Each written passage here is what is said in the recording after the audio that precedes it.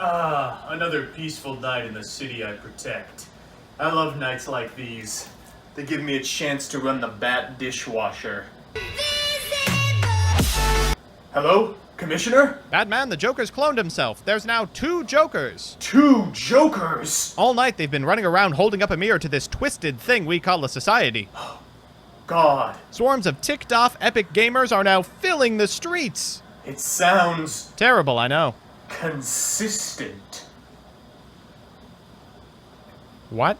No, Konami would never. Konami? What are you... Batman, they're killing people. Alright. I'll be right down. Batman, come on. Alright, when can we expect you at the precinct? The precinct? No, Commissioner. I'm going to locals.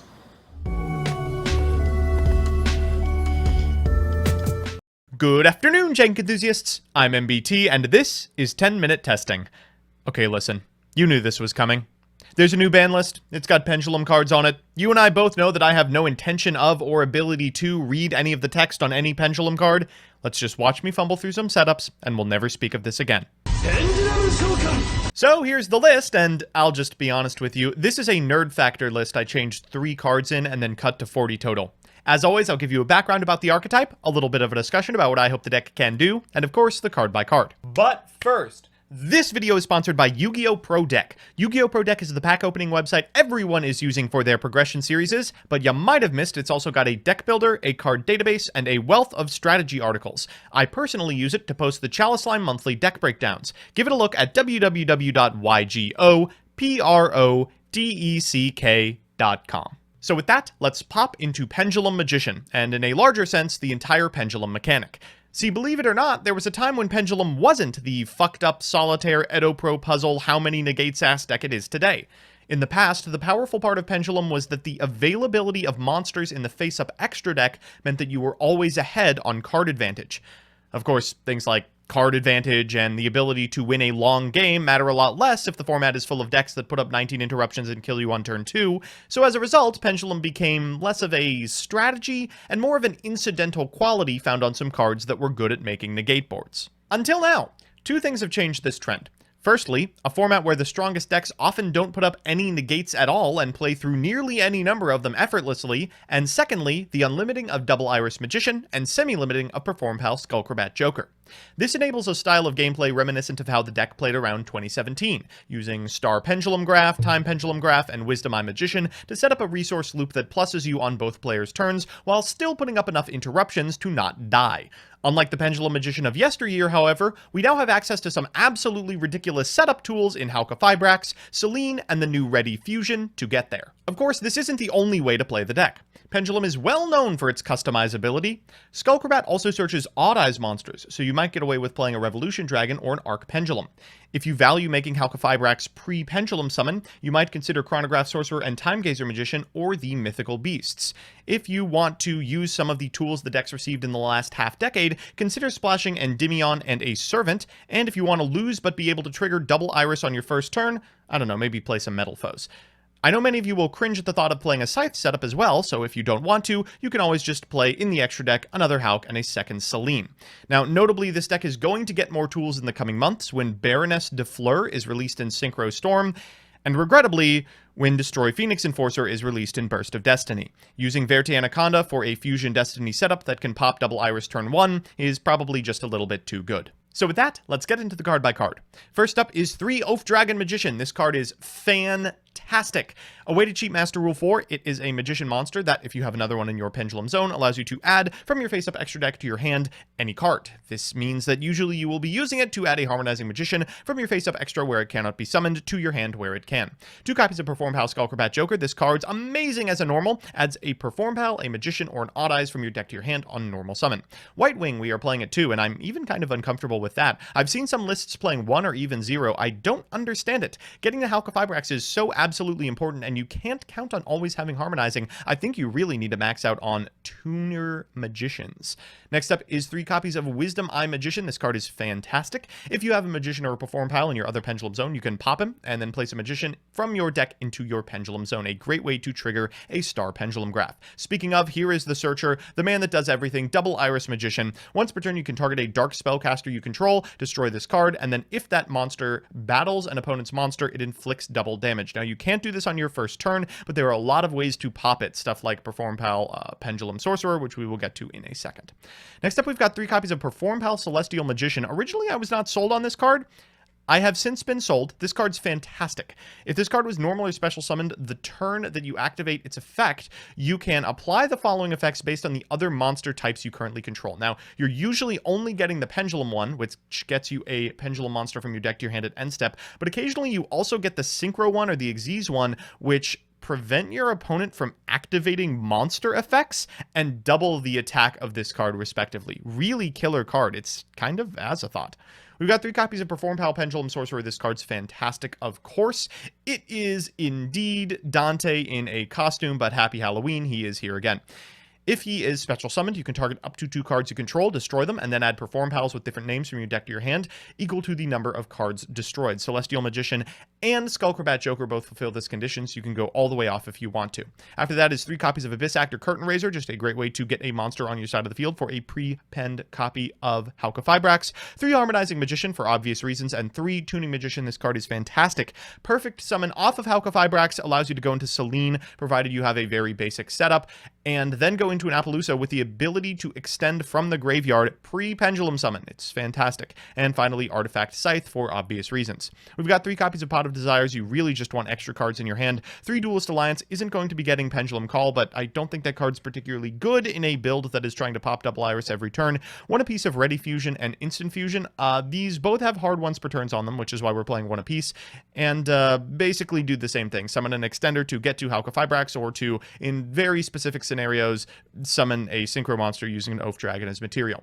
We've got 2 Star Pendulum Graph and 1 Time Pendulum Graph. I really want to bump the star up to 3, even with a Pot of Desires, but it is so good to draw and so good to find off of Double Iris.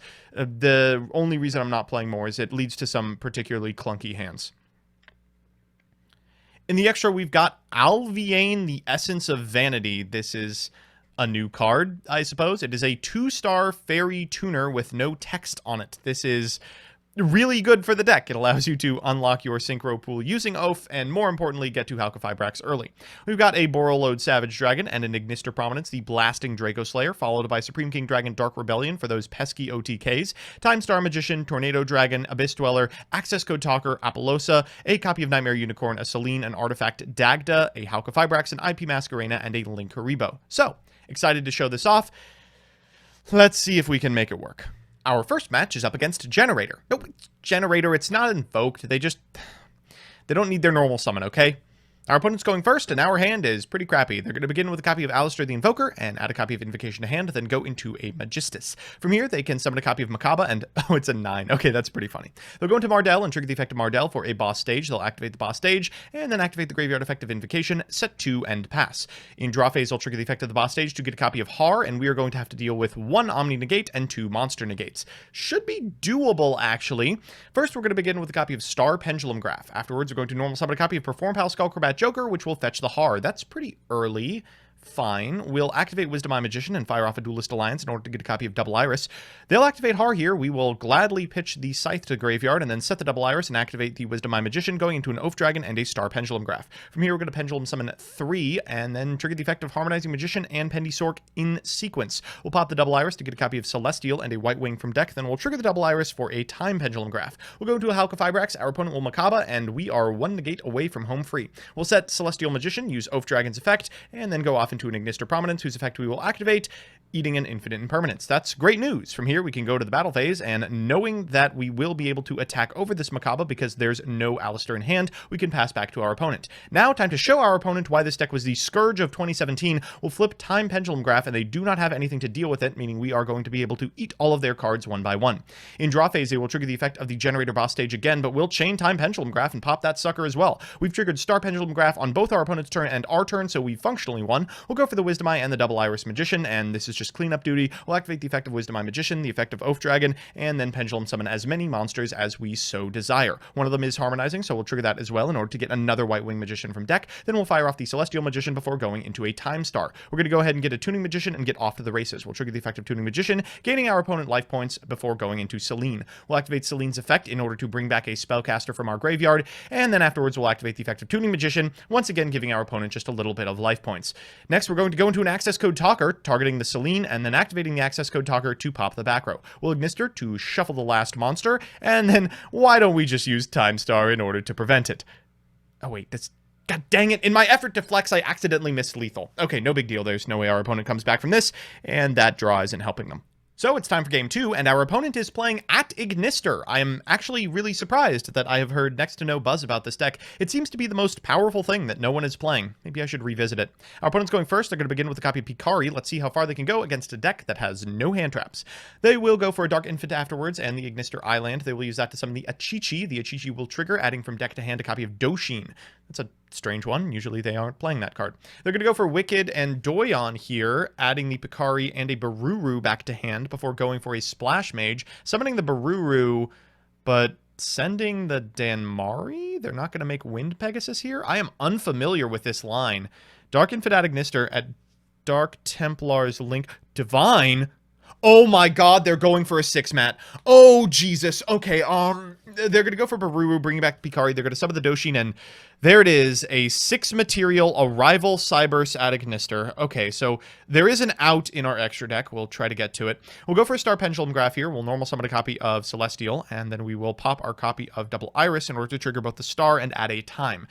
We will go ahead and set Oath Dragon Magician, setting the Wisdom Eye as well. We will trigger the effect of the Wisdom Eye to go into a Celestial. Then we'll Pendulum Summon 1, 2, 3, 4, one of which is a Harmonizing Magician, which can get from deck a White Wing. From here, we can go into a Crystron Halka Fibrax. So we know that the Danmari is in graveyard. So before we go for the 4-material access code, we need negation for Danmari's graveyard effect. So I'm going to here go for Apollosa and then Borreload Savage Dragon so they can't negate the Borreload. Then we will use Oath Dragon to get a card back to hand, use Tuning Magician's effect in the graveyard, and use these materials to go into IP Masquerena, Unicorn targeting the set card, which turns out to be an Idol Reborn, and then finally, at Resolution, negating the Picari and making a 4-mat Access Code Talker. It gets over by 300. They'll Danmari, will Borreload, and the last card was Forbidden Droplet. God dang it, that was so rough. We had so many chances to hit that early. All right, our opponent is going to activate When I First Met You, and that's functionally the end of the game. From here, they can go into Picari. They're going to add, whoa, I have never seen that card, Fighting Spirit.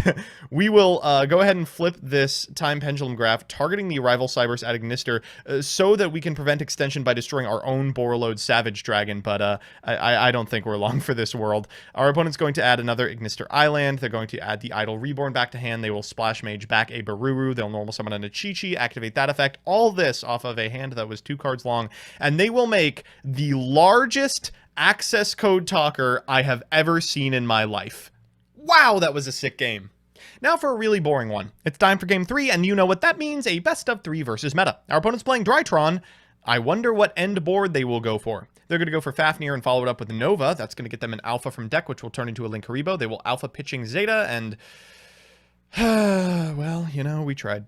They're going to pitch this copy of Ben 10 and then add from deck to hand a copy of Diviner before overlaying for Fafnir. They'll trigger the effect of the Fafnir, sending a copy of Delta before Drytroning out a Ben 10. They will Meteonis, targeting this Fafnir, and then trigger the Delta in graveyard, pitching the Ben 10, and triggering the Ben 10 once again for an Orange Light. They will normal summon Diviner and send a copy of Herald to the graveyard, which will get them an Itaden, which they will summon afterwards, going for a Cyber Emergency in the interim. They'll make the Itaden and then trigger the Itaden, targeting the Meteonis, going for a Beatrice, activating Beatrice to, send Herald. That's kind of a neat use of the Beatrice now that we only have one Ava, I suppose. They will pass turn, and we will draw.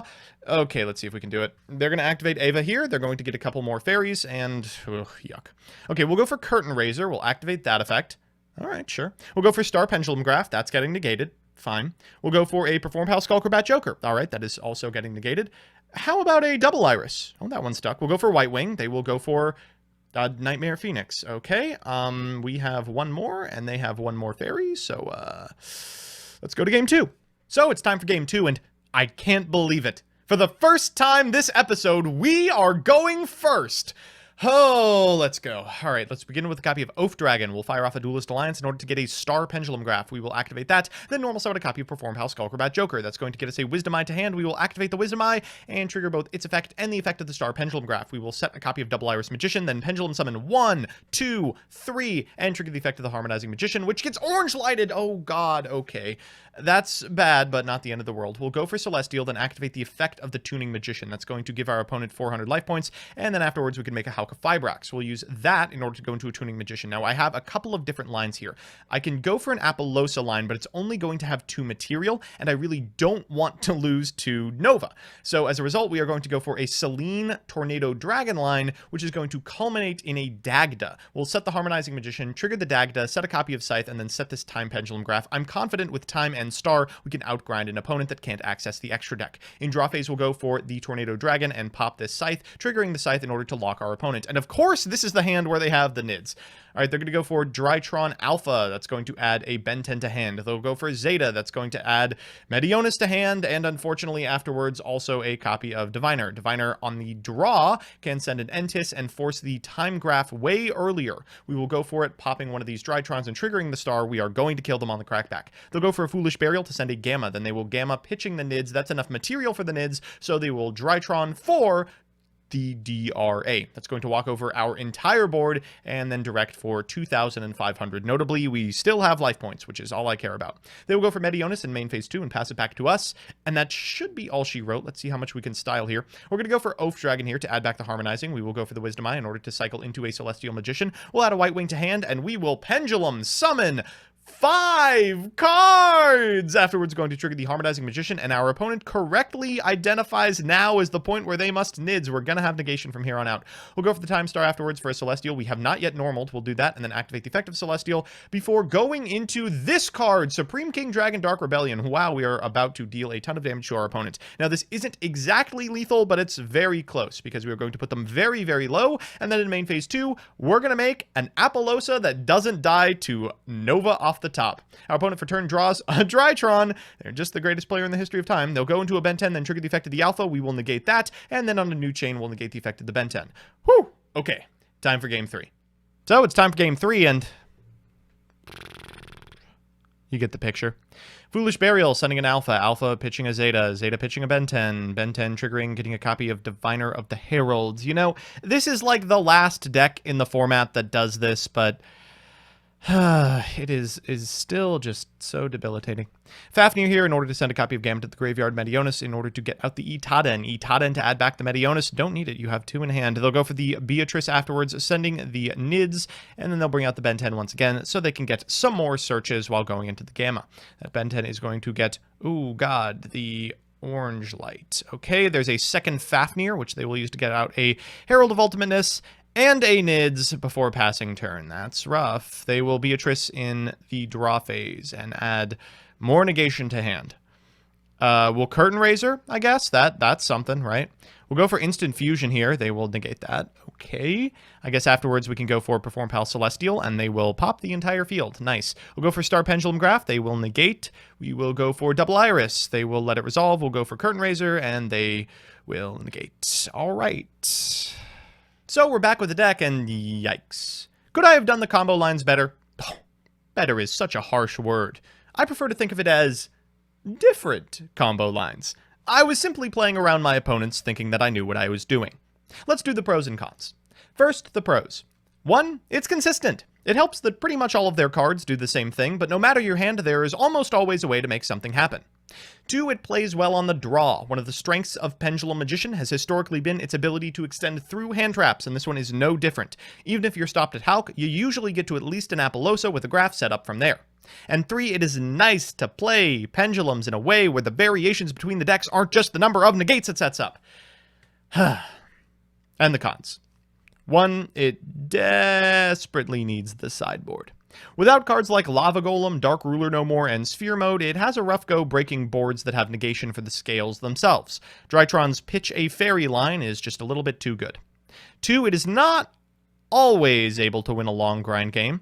Some decks like Tri-Brigade are able to outgrind. And 3, I don't know, aren't you tired of this deck yet? All in all, I think that I'm invisible. As always, thanks to my patrons Dominic Ernst, Hakuo, AJBYGO, Alex Perea, Andrew Eller, BB Poison, Blue Fanfiction Inc., Brandon Field, Brandon Keys, Colin Miller, Crispy, Dan the Man Hoban, Dubs Rewatcher, Dying Eyes, Frosty, Ekaliba Brot, Jack Sack PhD, King Magic Ruler, Night Mary, Kylie Denton, Major Rusty, Mike Carlotti, Not Witty, Robot, Rocky Hernandez, Rose Lapine, Sarah Rutledge, Seeker, Space Condor, Space Dandy 1993, Test Subject 213, Adam Trevino, Adrian Bra, Adventure Spence, Afro Ninja 123, Alex Dominguez, Alfred Hendricks, Amaranta V, Andrew Benson, Andrew Ferruia, Andrew Horseman, Apex TCG, Ballin Stalin, Basement Madoka, Benjamin Cole Kierman, Billy Williams, Blackacre, Blake Root, Ble, Brendan Peterson, Breaker the Outrage, Brody Colson, Captain Breadbeard, Cash Money Yuki, Chad Bortz, Chad Weatherington, Chase Smith, Chorps Away, CG Alex, Cole Shulian, Colin Gustafson, Control for the Win, Crystal Red Fox, Daffy Deathclock, Dan Schwer, Danny Guadalupe, Darcy Tevz, Dive Missile, Dogma, Dr. Batman, Distrin, LP Got Band, Sag, Emily V, Emperor Stove, Ernesto Ibarra, Fisker Whiskers, FUTR, Game of Wolf, Gavin K, Griever, Hank Cheesecake, Helios the Helios, Haroof, How to Lose, Josemina, Hunter Smith, I Have Nothing But Contempt for This Court, Incredibly Slow, Isaac Jackson, Jane Linya, Jason Leonard, Jay Gordon, Jeff Leonard, Jesse Cox, Jonathan Wallace, Jupe, Jose Luis Cortez, Joy Orjon, Juliet Julian, Callie, Kiffin Hirschgerway, Corey Hess, Gurakaze, Lake Bayer, Lawrence, Leah Lisblitz, Light Knight, Lottie, Lover Plesse, Lucas Angles, Lucas Geerdes, Lucas Aritzo Hansen, Major Duncan, Matthew Taylor, Max Merb, Mezzo Emrys, Michael Marks, Michael Oskvark, Miles Edgelord, Mimes Are Creepy, Miyuna Arashi, Mr. Ease, Nick Extreme 99, Neru Soup, Nitro Skull, Nix Dolores, Node Pop, Noom, Omase, One Glad Morning, Austrin, Part 2, Pizer, Picnic Blasted, Precise Spike 13, Pro FP2, Chrono, Raska, Riley Malo, Sam Pinney, Sapphic Ashley, Scrafted, Sean Deal, Sean Flynn, Second Sandoria, Seraphine, Shy, SSJ Magin Slayer, Standards Objective, Steve McMullen, Swinkles, Tate Rosencutter, The Carl Moxley, The Saucy Pickle, This Machine 237, Thought Auditor, Violet Prison, Why Am I Here, Yordle Hu, Yuri's Best, and Yukie. If you like what you see, please consider subscribing. And if you want to be part of the process, consider following me on Twitch as well. See you next time.